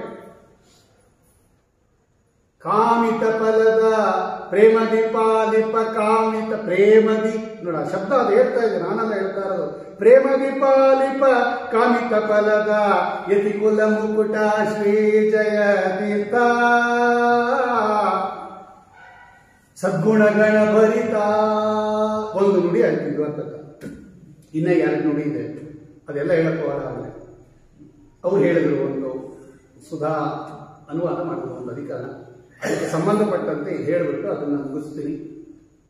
ಇಲ್ಲಿ ಇನ್ನೊಂದು ನುಡಿಲಿ ಏನ್ ಮಾಡ್ತಾರೆ, ಮಧ್ವ ಮುನಿಗಳ ಗ್ರಂಥಕ್ಕೆ ವ್ಯಾಖ್ಯಾನ ರಚಿಸಿದ ಸುಜ್ಞಾನ ಗೈಸಿದ ಸುಖ ಸದನ ಸದ್ವೈಷ್ಣವ ಪದ್ಮ ಸುನಿಲಯ ಯತಿಕುಲ ಮುಕುಟ ಶ್ರೀ ಜಯ ತೀರ್ಥ ಸದ್ಗುಣಗಣ ಭರಿತ. ಮಧ್ವ ಮುನಿಗಳ ಗ್ರಂಥಕ್ಕೆ ವ್ಯಾಖ್ಯಾನ, ಅದೇ ಆಚಾರ್ಯರ ಗ್ರಂಥ, ಅದು ಅನುವ್ಯಾಖ್ಯಾನ. ಅದರ ವ್ಯಾಖ್ಯಾನನೇ ನ್ಯಾಯಸುಧ. ಮಧ್ವ ಮುನಿಗಳ ಅನುವ್ಯಾಖ್ಯಾನ ಗ್ರಂಥಕ್ಕೆ ವ್ಯಾಖ್ಯಾನ ಶ್ರೀಮನ್ಯಾಯಸುಧ ರಚಿಸಿದ ಸುಜ್ಞಾನ ಸುಖ ಸದನ ಸದ್ವೈಷ್ಣವ ಪದ್ಮ ಸುನಿಲಯ. ಎಲ್ಲಿರ್ತಾರೆ ಜೈತೀರ್ಥರು? ಇವರೇ ಬರೀತಾರೆ. ಮಳಕೇಡ ಕಾಗಿಣಿ ತೀರವಾಸ ಅಂತಿದೆ. ಲಲಿತ ಮಂಗಳ ವೇಡಿಸ್ತ ರಘುನಾಥ ವನಿತಾ ಸಂಜಾತ ರಘುನಾಥ ವನಿತಾ ಸಂಜಾತ ನಿಲಯ ಮಳಕೇಡ ಕಾಗಿಣಿ ತೀರವಾಸ ಮಾಡಿದ ಮೌನೀಶ. ಅದಕ್ಕಿಂತ ಇನ್ನೊಂದು ಬರೀತಾರೋ. ಎಲ್ಲಿದ್ದಾರೆ ಜೈತೀರ್ಥರು ಅಂದ್ರೆ ಸದ್ವೈಷ್ಣವರ ಹೃತ್ಪದ್ಮ ಸುನಿಲಯ. ಸದ್ವೈಷ್ಣವರು ಯಾರಿದ್ದಾರೆ ಅವರ ಹೃದಯದಲ್ಲೇ ಇದ್ದಾರೆ ಜೈತೀರ್ಥರು. ಹಾಗೇ ನಮಗೆ ತೊಂದರೆ ಇಲ್ಲ. ಎಲ್ಲಿದ್ದಾರೆ? ನಮ್ಮ ಹೃದಯದಲ್ಲೇ ಇದ್ದಾರೆ. ನೀವು ಎಲ್ಲಿ ತನಕ ನ್ಯಾಯಸುಧ ಓದ್ತಾ ಇರ್ತೀರಾ, ನೀವೆಲ್ಲಿ ತನಕ ತತ್ವಪ್ರಕಾಶಕ ಓದ್ತಾ ಇರ್ತೀರಾ, ನೀವೆಲ್ಲಿ ತನಕ ಅವರ ದಶಪ್ರಕರಣಗಳ ಟೀಕಾವನ್ನ ಓದ್ತಾ ಇರ್ತೀರಾ, ನಿಮ್ಮ ಹೃದಯದಲ್ಲೇ ಇರ್ತಾರಂತೆ ಜೈತೀರ್ಥರು. ನಾನು ಹೇಳಿದ್ದಲ್ಲ, ಅವ್ರು ಹೇಳ್ತಾರೆ ಸದ್ವೈಷ್ಣವ ಹೃತ್ಪದ್ಮ ಸುನಿಲಯ, ಚೆನ್ನಾಗಿ ವಾಸ ಮಾಡ್ತಾರಂತೆ. ಸುನಿಲಯ ಅಂದ್ರೆ ಒಳ್ಳೆ ಮನೆ ಅಂತ ಅರ್ಥ. ಅದು ತುಂಬಾ ಇಷ್ಟ ಅಂತೆ ಜೈತೀರ್ಥರಿಗೆ. ಅವ್ರು ಇಲ್ಲಿದ್ದು ಬಿಡ್ತಾರಂತೆ. ಹಾಗಾಗಿ ನಾವು ಜೈತೀರ್ಥರಿಗೆ ಎಲ್ಲೂ ಹುಡುಕೊಂಡು ಹೋಗಬೇಕಾಗಿಲ್ಲ, ಇಲ್ಲೇ ಇರ್ತಾರೆ. ಆದರೆ ಅದು ಓದಿರ್ಬೇಕಷ್ಟೇ. ಮಧ್ವಮುನಿಗಳ ಗ್ರಂಥಕ್ಕೆ ವ್ಯಾಖ್ಯಾನ ರಚಿಸಿದ ಸುಜ್ಞಾನ ಗೈಸಿದ ಸುಖ ಸದನ ಸದ್ವೈಷ್ಣವ ಪದ್ಮ ಸುನಿಲಯ. ಎಷ್ಟು ಸುಂದರವಾಗಿ ಬರೀತಾರೆ ಅಂದ್ರೆ ಅದಕ್ಕೇನೆ ಜೈತೀರ್ಥರ ಗ್ರಂಥಗಳನ್ನು ಸದಾ ಚಿಂತನೆ ಮಾಡ್ತಾರೆ. ಅವ್ರು ಹೇಳಿದ್ರಲ್ಲಿ ಅನೇಕ ತಪ್ಪುಗಳಿದೆ, ನಂಗೆ ಗೊತ್ತು. ಆದರೆ ಪ್ರಯತ್ನ ಇದೆ, ಯತಿ ಪ್ರಯತ್ನ. ಈಗ ತಾನೇ ನಾನು ಹೇಳಿದ್ನಲ್ಲ, ಅದು ಒಂದಲ್ಲ ಒಂದಿನ ಪರ್ಫೆಕ್ಷನ್ ಆಗತ್ತದು. ಅವ್ರು ರೆಕಾರ್ಡ್ ಮಾಡ್ಕೊಂಡಿದ್ದು ಅದನ್ನ ಕೇಳಬೇಕಾಯ್ತು. ಬೇಕಾದ್ರೆ ಮಾಡ್ಕೊಡಿ, ಯಾರು ಅವ್ರು ಕೇಳಿದ್ವಿ, ಅವ್ರಿಗೆ ಗೊತ್ತಾಗ್ತದೆ ನಾನು ಹಿಂಗೆ ಹೇಳ್ಬಾರ್ದಾಯ್ತು. ಅದು ಹೇಳಿಬಿಟ್ಟಿರ್ತೀವಿ ಕೆಲಸ, ಅಭ್ಯಾಸ ಇರಲ್ಲ, ಅಥವಾ ಆ ಥರ ಭಯ, ಉದ್ವೇಗ, ಏನೋ ತಪ್ಪು ಹೇಳಿರ್ತೀವಿ. ಮಗ್ಗಿನೇ ತಪ್ಪು ಹೇಳ್ತೀವಿ ನಾವು. ನ್ಯಾಯಸುಧ ತಪ್ಪು ಹೇಳೋದ್ರಲ್ಲಿ ಏನು ಅಂತ ನಮ್ಗೆ ರಾಘವೇಂದ್ರ ಸ್ತೋತ್ರನೇ ಸರಿಯಾಗಿ ಹೇಳಕ್ ಬರಲ್ಲ. ಬೇಕಾದ್ರೆ ರೆಕಾರ್ಡ್ ಮಾಡ್ಕೊಂಡು ಹೋಗಿ ಕೇಳ್ರಿ ಏನು ಹೇಳಿದ್ವಿ ಅಂತ. ಇರೋದೇ ಒಂದು, ನಾವು ಹೇಳಿರೋದೇ ಒಂದು, ಏನೋ ಹೇಳ್ಬಿಡ್ತೀವಿ. ಓಂ ಸ್ವಸ್ತಿ ಏನ್ ಮಾಡೋದು, ಯಾವುದೋ ದೇವನಾಮ ಪ್ರಾರಂಭ ಮಾಡಿ ಎಲ್ಲೋ ಹೆಣ್ಣು ಮಾಡಿಬಿಟ್ಟು ಓಂ ಸ್ವಸ್ತಿ ಏನ್ಬಿಡ್ತೀವಿ. ಅದು ಗೊತ್ತು ನಮಗೆ. ಅದು ಏನೋ ಹೇಳುತ್ತೀವಿ, ಎಲ್ಲೋ ಹೇಳಿಬಿಡ್ತೀವಿ. ಅಭಿಮಾನಿ ವ್ಯಪದೇಶಸ್ತು ವಿಶೇಷ ಅನುಗತಿಭ್ಯಾಂ ಓಂ ಅಂತ ಒಂದು ಸೂತ್ರ. ಅವ್ರು ಹೇಳಿದಂಗೆ ವೇದದಲ್ಲಿ ಮಣ್ಣು ಮಾತಾಡಿತು, ನೀರು ಮಾತಾಡಿತು, ತೇಜಸ್ಸು ನೋಡಿತು, ಔಷಧಿಗಳು ಪರಸ್ಪರ ಮಾತಾಡಿಕೊಂಡವು, ಇಂದ್ರಿಯಗಳು ಕಲಹ ಮಾಡಿಕೊಂಡವು ಅಂತ ಎಲ್ಲ ಇದೆ. ಮಣ್ಣೇನ್ರಿ ಮಾತಾಡುತ್ತೆ, ಜಡ ಪದಾರ್ಥ ಅದು ಅಂತ ಅವ್ರು ಗಲಾಟೆ ಮಾಡೋದು. ಯುಕ್ತಿ ವಿರೋಧ ಬರುತ್ತೆ ವೇದಕ್ಕೆ. ಇಂತಹ ಯುಕ್ತಿ ವಿರುದ್ಧವಾದ ವೇದದಿಂದ ನೀವು ನಾರಾಯಣನ ಜಗಜ್ಜನ್ಮಾದಿ ಕಾರಣತ್ವವನ್ನು ಸಮರ್ಥನೆ ಮಾಡಿದ್ರೆ ತಪ್ಪು ಅಂತ ಅವನ ಅಭಿಪ್ರಾಯ. ಆ ಸೂತ್ರ ಹೇಳ್ತು, ಅಯ್ಯೋ ಪೆದ್ದ, ಅಲ್ಲಿರೋ ಮಣ್ಣು ಅಂದ್ರೆ ಮಣ್ಣನ್ನ, ಮಣ್ಣಿನ ಅಭಿಮಾನಿ ದೇವತೆ ಅಂತ ಅರ್ಥ. ನೀನ್ ತಪ್ಪು ತಿಳ್ಕೊಂಡ್ರೆ ನಾವೇನ್ ಮಾಡೋಣ? ಮಣ್ಣಿನ ಅಭಿಮಾನಿ ದೇವತೆ ಅಂತ. ಮಣ್ಣು ಶಬ್ದಕ್ಕೇನೆ, ಮೃತ್ ಶಬ್ದಕ್ಕೇನೆ ಮೃದಭಿಮಾನಿ ದೇವತಾ ಅಂತ ಅರ್ಥ. ಧರಾದೇವಿ ಅಂತ ಅರ್ಥ. ಅಲ್ಲಿ ಮಣ್ಣು ಅಂತ ಅರ್ಥ ಅಲ್ಲ. ಮಣ್ಣು ಅನ್ನೋ ಶಬ್ದಕ್ಕೇನೆ ಮೃದಭಿಮಾನಿ ಧರಾದೇವಿ, ಪೃಥ್ವಿ ಅಭಿಮಾನಿ ಧರಾದೇವಿ ಅಂತ ಅರ್ಥ. ಈಗ ಧರಾದೇವಿ ಮಾತಾಡೋದು ಅಂದ್ರೆ ಏನ್ ತೊಂದ್ರೆ? ಅವಳು ಚೇತನ ಅಲ್ವಾ? ಜಡ ಪದಾರ್ಥ ಮಣ್ಣು ಮಾತಾಡಲ್ಲ ಅಂತ ಗಲಾಟೆ ಮಾಡಿದ್ವಿ. ನಾವು ಅದನ್ನ ಏನ್ ಮಾಡ್ಬಿಟ್ವಿ? ಅಭಿಮಾನಿ ದೇವತಾ ಅಂತ ಅರ್ಥ. ಅಭಿಮಾನಿ ದೇವತೆ ಚೇತನ ಆದ್ದರಿಂದ ತೇಜಸ್ಸು ನೋಡಿತು, ಸೂರ್ಯ ನೋಡಿದ, ವರುಣ ಮಾತಾಡಿದ, ಧರಾದೇವಿ ಮಾತನಾಡಿದಳು, ಔಷಧಿ ಅಭಿಮಾನಿ ದೇವತೆಗಳು ಪರಸ್ಪರ ಮಾತಾಡಿಕೊಂಡರು. ಏನ್ ತೊಂದರೆ ಏನು ಅಂತ ಅರ್ಥ ಹೇಳಿದವರು ಸೂತ್ರಕಾರರು. ಅಯ್ಯೋ ಪೆದ್ದ, ವೇದ ತಪ್ಪಲ್ಲ, ವೇದ ನೀನು ಅರ್ಥ ಮಾಡ್ಕೊಂಡಿದ್ದ ತಪ್ಪು. ಅಲ್ಲಿ ಮಣ್ಣು ಅಂದ್ರೆ ಮಣ್ಣಲ್ಲ, ಮಣ್ಣಿನ ಅಭಿಮಾನಿ ದೇವತೆ. ಎಲ್ಲ ಕಡೆ ಇದು ಬಹಳ ಪ್ರಾಬ್ಲಮ್ ಇದೆ. ಇದು ಗೊತ್ತಾಗ್ಲೇ ಬಿಡಿಸಕ್ ಬರೋದು, ಇದರಲ್ಲಿ ತುಂಬಾ ಕಷ್ಟ ಇದೆ. ಮೈನಾಕ ಪರ್ವತ ಎದ್ದು ಬಂತು. ಸಮುದ್ರದ ಮೇಲೆ ಹನುಮಂತ ದೇವರ ಹಾರ್ತಾ ಇದ್ದಾಗ ಮೈನಾಕ ಪರ್ವತ ಭೂಮಿಯಿಂದ ಮೇಲೆ ಬಂತು. ನನ್ನಲ್ಲಿ ಸ್ವಲ್ಪ ವಿಶ್ರಾಂತಿ ಪಡ್ಕೊಂಡು ಹೋಗು ಅಂತ ಕೇಳ್ಕೊಟ್ಟು ಯಾರನ್ನ? ಹನುಮಂತ ದೇವರನ್ನ. ಆದ್ರೆ ವಿಶ್ರಾಂತಿ ಪಡ್ಕೊಳ್ಳಿಲ್ಲ, ಯಾಕೆಂದ್ರೆ ಅವ್ರಿಗೆ ಶ್ರಮ ಆಗಿರಲಿಲ್ಲ. ನೈವಾತ್ರ ವಿಶ್ರಮಣ ವೈಚ್ಛತ್ ಅವಿಶ್ರಮೋಸೋ ಅಂತಾರೆ ಆಚಾರ್ಯ. ಇಲ್ಲಿ ಪ್ರಾಬ್ಲಮ್ ಬಂದಿದ್ದೇನು ಅಂತ ಕೇಳಿದ್ರೆ, ಆ ಮೈನಾಕ ಪರ್ವತ ಯಾವುದು ಅಂತ ಕೇಳಿದ್ರೆ ಅವಾಗ ಏನ್ ಹೇಳಿದ್ರಿ ನೀವು? ಮೈನಾಕ ಪರ್ವತ ಪಾರ್ವತಿಯ ಸಹೋದರ, ಹಿಮವಂತ ಮತ್ತು ಮೇನಾದೇವಿಯ ಮಗ, ಹಿಮವತ್ ಪರ್ವತದ ಮಗ. ಹೈಮೋಗಿರಿ ಪವನಜಸ್ಯತು ವಿಶ್ರಮಾರ್ಥಂ, ಬಂಗಾರದ ಪರ್ವತ ಅದು. ಶಾಲೋ ಹರಸ್ಯ ಗಿರಿಪಕ್ಷ ವಿನಾಶ ಕಾಲೆ ಅಂದ್ರೆ ರುದ್ರದೇವರ ಬಾಮ್ಮೈದ ಅನ್ನತ್ತೆ ಅದು ಮೈನಾಕ ಪರ್ವತ. ಪರ್ವತ ಏನ್ರಿ ಬಾಮ್ಮೈದ? ಅದು ಬರೀ ನಾವು ಮನುಷ್ಯರಲ್ಲಿ ವಾರಿಗಿರ್ತೀವಿ, ಸೊಸೆ ಮಗಳು ಅಂತೀವಿ. ಪರ್ವತಕ್ಕೂ ಬಾಮ್ಮೈದ ಇರ್ತಾನೆ, ಸೊಸೆ ಇರ್ತಾನೆ, ಅಪ್ಪ ಅಮ್ಮ ಇರ್ತಾನೆ. ನೀವೇನು ಅವ್ರ ಬಂದು ಹಿಂಗೆ ಜಗಳ ಆಗ್ತಾ ಇರ್ತಾರ? ಅನ್ಬಾರ್ದು.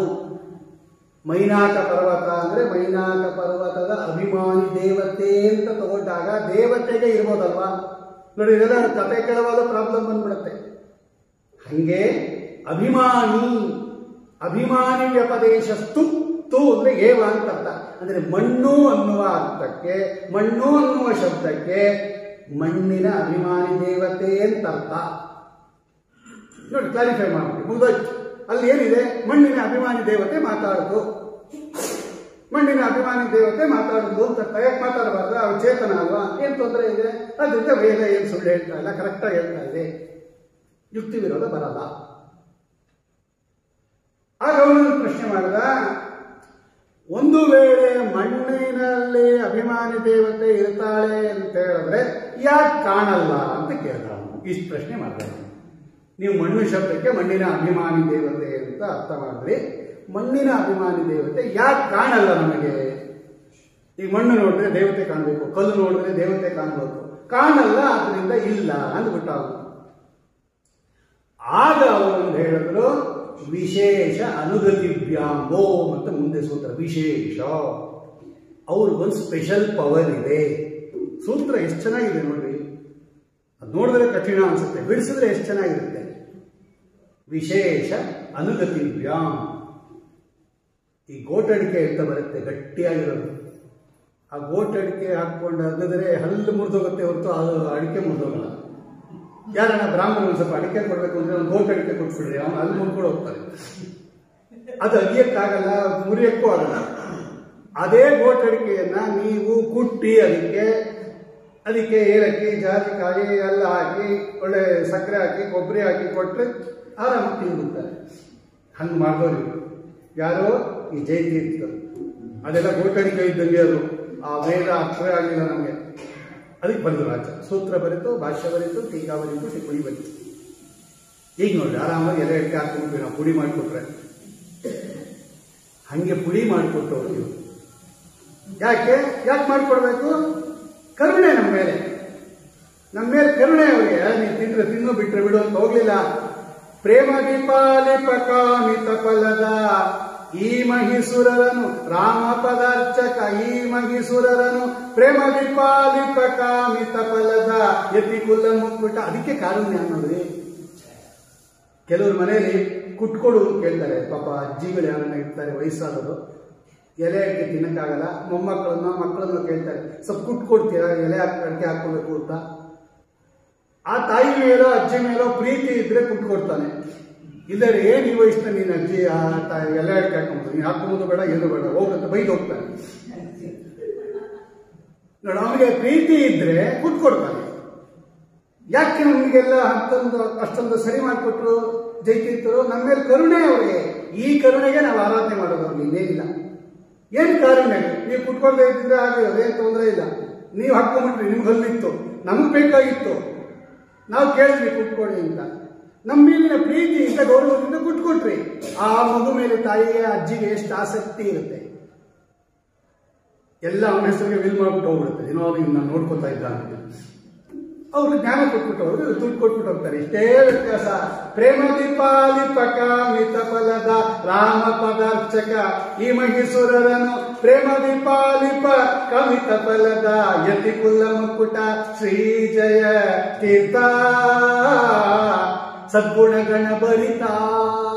ಯಾಕೆ ಕಾಣಲ್ಲ ಅಭಿಮಾನಿ ದೇವತೆ ಅಂದ್ರೆ? ವಿಶೇಷ. ಅವ್ರಿಗೊಂದು ಸ್ಪೆಷಲ್ ಪವರ್ ಇದೆ. ಏನಂದ್ರೆ ಯಾರಿಗೆ ಬೇಕು ಕಾಣಿಸ್ಕೊತಾರೆ, ಬೇಡದೇ ಇರೋರಿಗೆ ಅದೃಶ್ಯ ಆಗ್ಬಿಡ್ತಾರೆ. ಇಂಥ ಒಂದು ಪವರ್ ದೇವತೆಗಳಿಗೆ ಇರೋದ್ರಿಂದ ಋಷಿ ಮುನಿಗಳಿಗೆ ಕಾಣಿಸ್ಕೊತಾರೆ, ನಮ್ಮಂತವ್ರಿಗೆ ಕಾಣಿಸ್ಕೊಂಬಲ್ಲ, ಅದೃಶ್ಯರಾಗ್ಬಿಡ್ತಾರಂತೆ. ಈಗ ನಮ್ಗೆ ಆ ಶಕ್ತಿ ಇಲ್ಲ. ಯಾರು ನೋಡಿದ್ರು ನಾನು ಕಾಣಿಸ್ತೀನಿ, ಇಲ್ಲಿ ಕೂತಿದ್ದೀನಿ, ಯಾರು ನೋಡಿದ್ರು ನಾನು ಕಾಣಿಸ್ತೀನಿ. ಇವ್ರು ಕಾಣಿಸ್ತು, ಇವ್ರಿಗೆ ಕಾಣಿಸಲ್ಲ ಅಂತ ನನಗೇನು ಅದೃಶ್ಯ ಶಕ್ತಿ ಇಲ್ಲ. ಒಂದ್ ವೇಳೆ ಯಾರಿಗಾನ ನಾನು ಕಾಣಿಸ್ದೇ ಇದ್ರೆ ಅವ್ರಿಗೆ ಕಣ್ಣು ಸರಿ ಇಲ್ಲ ಹೊರತು ನನಗೇನು ಅದೃಶ್ಯ ಶಕ್ತಿ ಇಲ್ಲ. ಎಲ್ಲರಿಗೂ ಕಾಣಿಸ್ತೀನಿ ನಾನಿವಾಗ. ಇವ್ರು ಕಾಣಿಸ್ಬೇಕು, ಇವ್ರು ಕಾಣಿಸ್ಬಾರ್ದು, ಅದೃಶ್ಯರಾಗಕ್ಕೆ ನಮಗಿಲ್ಲ, ಅವ್ರಿಗಿದೆ ಅಂತೆ. ವಿಶೇಷ ಅಂದ್ರೆ ಈ ಬೇರೆಯವರಿಗೆ ಇಲ್ಲೇ ಇರ್ತಕ್ಕಂಥ ಒಂದು ಸ್ಪೆಷಲ್ ಶಕ್ತಿ ಇದೆ ಅವರಿಗೆ. ನೋಡಿ, ಸೂತ್ರ ಹೇಳಿ ಇನ್ನೊಂದು ಹೇಳಿ ಮುಗಿಸ್ಬಿಡ್ತೀನಿ. ಅವನು ಇನ್ನೊಂದು ಪ್ರಶ್ನೆ ಮಾಡ. ಈಗ ಮಣ್ಣು ಎಷ್ಟಿದೆ, ದೇವತೆ ಎಷ್ಟಿದ್ದಾರೆ? ಮಣ್ಣು ಎಷ್ಟಿದೆ? ಮಣ್ಣಿಗೆ ಅಭಿಮಾನಿ ದೇವತೆ ಅಂದ್ರೆ ಮಣ್ಣು ಎಷ್ಟಿದೆ, ಇಡೀ ಜಗತ್ತಿನಲ್ಲಿ ಮಣ್ಣು ಎಷ್ಟಿದೆ, ಲೋಡ್ ಗಟ್ಟಲೆ ಮಣ್ಣಿದೆ. ಅಭಿಮಾನಿ ದೇವತೆ ಇರೋದೆಷ್ಟು? ಒಬ್ಬಳೆ. ಎಲ್ಲಿರ್ತಾಳೆ ಅವಳು? ಇಂಡಿಯಾದಲ್ಲಿರೋ ಮಣ್ಣಲ್ಲಿರ್ತಾಳ, ಬಾಂಬೆಲಿರೋ ಮಣ್ಣಲ್ಲಿರ್ತಾಳ, ಬೆಂಗಳೂರಲ್ಲಿರೋ ಮಣ್ಣಲ್ಲಿರ್ತಾಳ, ಶಕಾಂಬರಿನಗರದಲ್ಲಿರೋ ಮಣ್ಣಲ್ಲಿರ್ತಾಳ, ರಾಜಾಜಿನಗರದಲ್ಲಿರೋ ಮಣ್ಣಲ್ಲಿರ್ತಾಳ? ಯಾವ ಮಣ್ಣಲ್ಲಿರ್ತಾಳೆ? ಈ ಮಣ್ಣಲ್ಲಿದ್ರೆ ಆ ಮಣ್ಣು ಅದು ಮಾತಾಡಿದ್ರೆ ಏನ್ ಪ್ರಾಬ್ಲಮ್ಮು? ಈ ತೊಂದರೆ ಬಂತು ತಿರ್ಗಾ. ಅಂದ್ರೆ ಅಭಿಮನ್ಯಮಾನ ಪದಾರ್ಥ ಜಾಸ್ತಿ ಇದೆ, ಅಭಿಮಾನಿ ದೇವತೆ ಒಬ್ಬಳೇ ಇದ್ದಾಳೆ. ಎಲ್ಲ ಕಡೆ ಇರಕ್ಕಾಗಲ್ವಲ್ಲ ಅವಳು, ಎಲ್ಲೋ ಒಂದ್ ಕಡೆ ಮಣ್ಣೇ ಇರಬೇಕು. ಇಲ್ಲಿ ಬೇಕಾದ್ರೆ ದೇವತೆ ಇಲ್ಲಿ ಈ ಮಣ್ಣಲ್ಲಿ ಮಣ್ಣೇ ಇರಬೇಕು ಅಂದಾಗ ಅನುಗತಿಭ್ಯಾಂ ಸೂತ್ರ ಹೊರತು ಅವರಿಗೆ ಭಗವಂತ ಎಷ್ಟು ಶಕ್ತಿ ಕೊಟ್ಟಿದ್ದಾನೆ ಅಂದ್ರೆ ಎಲ್ಲೆಲ್ಲಿ ಅಭಿಮನ್ಯಮಾನ ಪದಾರ್ಥ ಇರುತ್ತೋ ಅಲ್ಲೆಲ್ಲ ಇರ್ತಾರಂತೆ ಅವರು. ನೋಡು, ಅನುಗತಿ ಇದ್ರೆ ಅನುಸರಿಸ್ಕೊಂಡು ಹೋಗ್ತಾ ಇರುತ್ತೆ. ಮಣ್ಣೆಲ್ಲೆಲ್ಲಿದ್ರೂ ಕೂಡ ಅಲ್ಲಲ್ಲಿ ಧರಾದೇವಿ ಇರ್ತಾರೆ. ಆದ್ದರಿಂದ ಏನು ತೊಂದರೆ ಇಲ್ಲ, ಯುಕ್ತಿ ವಿರೋಧ ಇಲ್ಲ. ಯುಕ್ತಿ ವಿರೋಧ ಇಲ್ಲದೆ ಇರೋದ್ರಿಂದ ಇಂಥ ಯುಕ್ತಿ ವಿರೋಧ ರಹಿತ ಅಪ್ರಾಮಾಣ್ಯ ಕಾರಣ ಯುಕ್ತಿ ವಿರೋಧ ರಹಿತ ಶ್ರುತಿಯಿಂದ ಯಥೋ ವಾಯುಮಾನಿ ಭೂತಾನಿ ಜಾಯಂತೆ ಜಾತಾನಿ ಜೀವಂತೆ ಎಂಬುದಾಗಿ ನಾವು ಭಗವಂತನ ಜಗಜ್ಜನ್ಮಾದಿ ಕಾರಣತ್ವವನ್ನು ಸಮರ್ಥನೆ ಮಾಡಿರ್ತಕ್ಕಂಥದ್ದು ಸರಿಯಾಗಿದೆ ಅಂತ ಸೂತ್ರದ ಅರ್ಥ. ಅದನ್ನೇ ಇವತ್ತು ಶ್ರೀಧರರು ಅನುವಾದ ಮಾಡಿದ್ರು. ಆವಾಗ ಅವರಿಗೆ ಸಂತೋಷ ಆಗುತ್ತೆ. ಆವಾಗ ನಮ್ಮ ಹೃದಯದಲ್ಲೇ ಜೈತೀರ್ಥರು ಅಂದಿದ್ದಾರೆ. ಜೈತೀರ್ಥರು ಎಲ್ಲಿದ್ದಾರೆ ಅಂದ್ರೆ ನ್ಯಾಯಸುಧಾ ಗ್ರಂಥದಲ್ಲಿದ್ದಾರೆ. ಆ ನ್ಯಾಯಸುಧಾ ಗ್ರಂಥವನ್ನು ನಮ್ಮ ಮನಸ್ಸಲ್ಲಿ ಇಟ್ಕೊಂಡಾಗ ಅದರ ಜೊತೆಗೆ ಜೈತೀರ್ಥರು ನಮ್ಮ ಮನಸ್ಸಿಗೆ ಬಂದ್ಬಿಡ್ತಾರೆ. ಇದನ್ನೇ ತಾನೇ ಕೇಳಿದ್ದವರು, ಕಂಸಧ್ವಂಸಿ ಪದಾಂಬೋಜ ಸಂಸಕ್ತೋ ಹಂಸಪುಂಗವ ಬ್ರಹ್ಮಣ್ಯ ಗುರುರಾಜಾಕ್ಯೋ ವರ್ತತ ಮಮ ಮಾನಸೆ. ನನ್ನ ಮನಸ್ಸಿನಲ್ಲಿ ಇಟ್ಬಿಡ್ರಿ ಗುರುಗಳೇ ಅಂತ ಕೇಳ್ಬಿಡ್ತಾರೆ.